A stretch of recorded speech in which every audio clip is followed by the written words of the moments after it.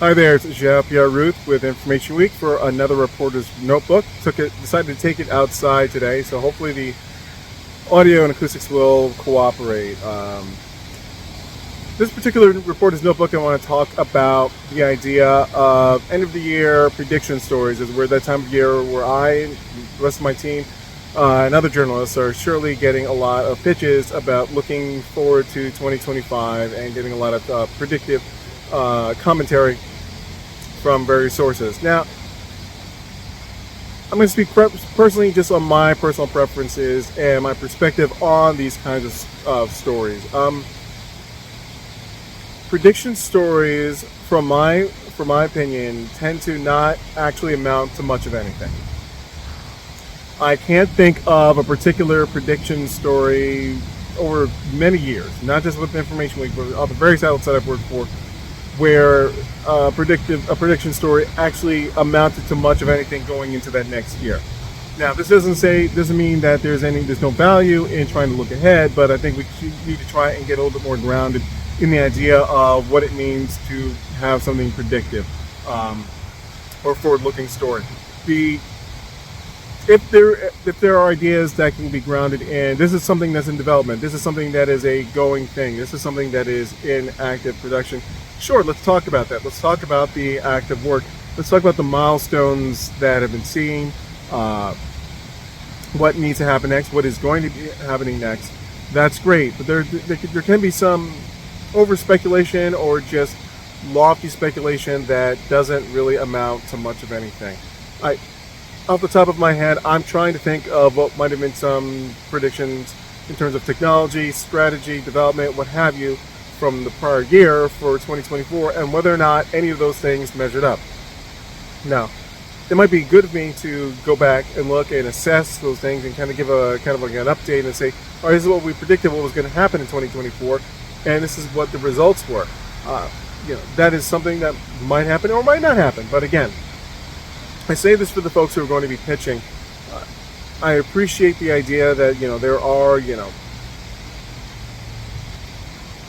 projections that exist and expectations, but I would really, really love to do more things that are grounded, and this is what we can really more tangibly say is happening, because here's the evidence beyond just the math or just beyond what our instincts are telling us. Can we get things rooted in the reality of what is coming next? Because I'm thinking back to, and I appreciate his art. I'm thinking back to some of the times where I've covered things like consumer electronics a little bit more. Excuse me. Prior years where I've gone to CES, covered some of the technologies that are said to be coming out, and some of those things do are delivered to market. And even some things that are delivered to market actually end up not being much of anything. How much are we talking about 3D television? That was definitely something that was pushed for a bit by television makers, and they had some content developers that were on board with it, but that really did not amount to very much in the end.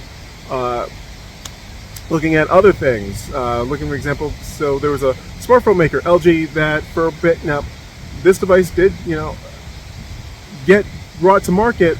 This goes back many years, or a number of years, where they were pushing the idea of kind of like a projector that would be attached to their smartphone so that you could watch. The example that they had in the marketing in the television ads, television spots, that they were projecting the avatar, James Cameron's avatar, projected from somebody's smartphone onto a wall. And the devices existed as far as I can tell, but I remember seeing marketing from that particular year. The year escapes me off the top of my head, but I remember seeing the marketing. Go to CES, and I looked around, and there are plenty of devices that are being presented, plenty of things that are being promoted. And I asked, so what about the projector? What about the projector, attachment for the phone? And I kind of got silenced back. So,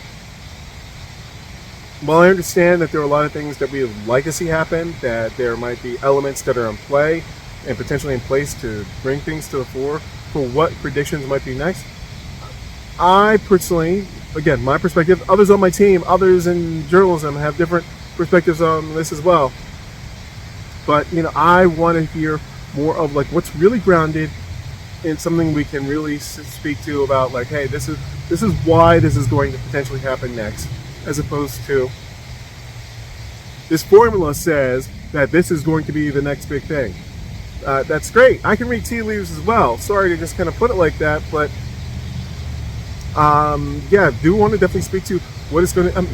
We are all a bit anxiously looking forward to what is going to unfold in 2025.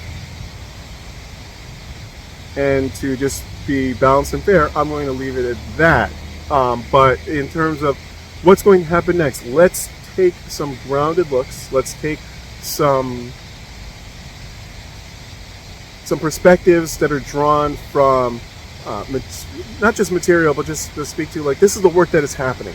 Talk to me if you're going to present pitch projections for 2025 to me. I advise PR teams, marketers. Talk to me about what people are working on. Talk to me and give me examples of who I can speak to about, like, hey, this is what we have in development. Hey, this is what's happening. This is what the actual active response is from the market that we're trying to present this IT strategy or this new technology development, or the next phase that we are hitting. This is the milestone that we're hitting. That's what I want to hear more about, as opposed to, I come from a background of covering the startup scene extensively in the New York City market for a number of years, for the prior outlet. So I am used to hype cycles. I'm used to fluff, frothiness. People can get very excited, and I appreciate that. But at the same time, if we want to deliver predictions for coming year, let's do it in ways that hopefully can be actionable for the audience that hears it. Definitely, because that's why they're going to be potentially checking out the content. But definitely something that speaks to, hey, we're paying attention to what's really happening, as opposed to nice to haves and what would be interesting to see. I mean, I can speculate that on the live long day. I mean, hey, I love science fiction as well. So let's talk about predictions for 2025, at least from my perspective, in terms of things that are grounded. Anyway, that's it for this Reporter's Notebook, and I'll see you next time.